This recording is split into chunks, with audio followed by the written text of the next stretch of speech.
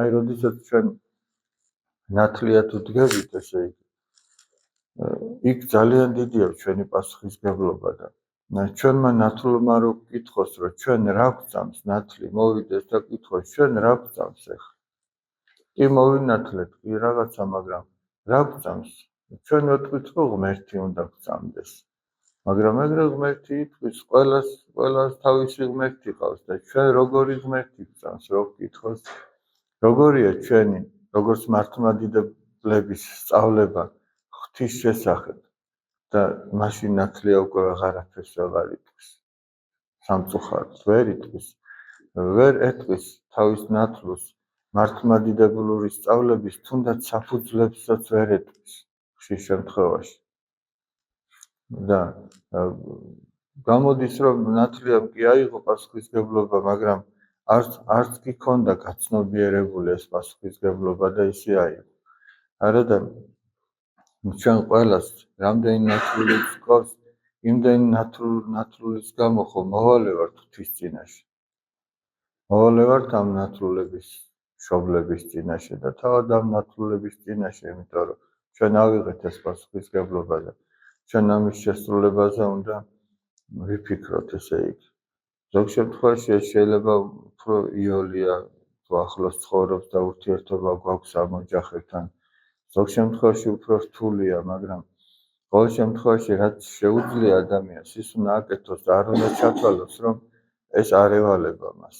აი, ჩვენ თითოეულს გვევალება, რომ ჩვენს ნათლულებზე ვიზრუნოთ, ესე იგი და ჩვენი ცხოვრების წესითაც მაგალითი მივცეთ მათ, ჩვენი ლოცვითაც შევეწიოთ მათ და სიტყვითაც რაღაცა უთხრათ, ვასწავლოთ, რა არის ქრისტიანობა. ჩვენ ეს გვევალება, როგორც ნათლიებს, ჩვენ სხვა მოვალეობა არ აქვს.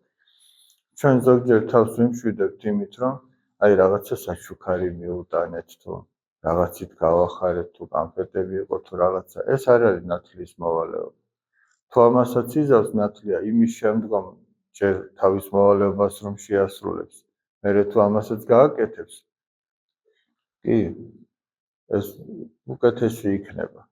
უფრო მეტად ეყარება ნათლსაც თავისი ნათლია, მაგრამ თუ მხოლოდ ამას გააკეთებს და იმას არ ასწავლებს, რაც თავარია, კი, ეყარება ნათლს თავისი ნათლია, მაგრამ ნათლია ვერ გაუკეთებს იმას, რაც ევალებოდა.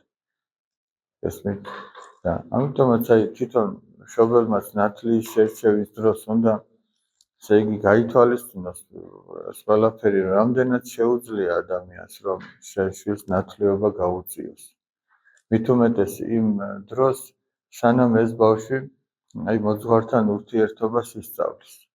ახლა მოძღვართან ურთიერთობას რო ისწავლის და მერე უკვე მოძღვრის რჩევა-დარიგებით ცხოვრობს, თითქოს ნათლის მოვალეობა იმდენი აღარ არის, რამდენიც მანამდე იყო, იმიტომ რომ მას უკვე მოძღვარი ყავს და დაარიგებს და ეტყვის და ღვთის მცნებას ასწავლის, მაგრამ აი იქამდე კი ნათლიას ძალიან დიდი პასუხისმგებლობა აქვს. მერეც, მაგრამ მანამდე უფრო რაღაცა ალბათ საჭიროა.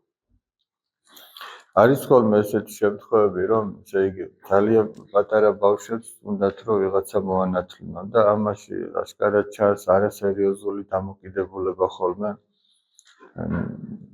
თვითონ აი ამ საიდუმლოს მიმართ, ესე იგი როგორ შეიძლება 10-11 წლის ბავშვს უშად ვიღაცა მოანათლინო. აღარაფერს ვამბობ იმაზე, რომ 7 და 4 წლის ბავშვები უნდათ ხოლმე რომ ვიღაცას დაუყენონ ნათლია. აქ ჩანს სრულიად გაუაზრებლობა აი ამ ხელა პასუხისმგებლობისა და ის რაც ჩვენ გვიჭირს რომ ვიტვირთოთ უფროსებს, იმ ბავშვს არ უნდა აღკიდოს ადამიანმა ის ტვირთი. თან მისდა გაუცნობიერებლად.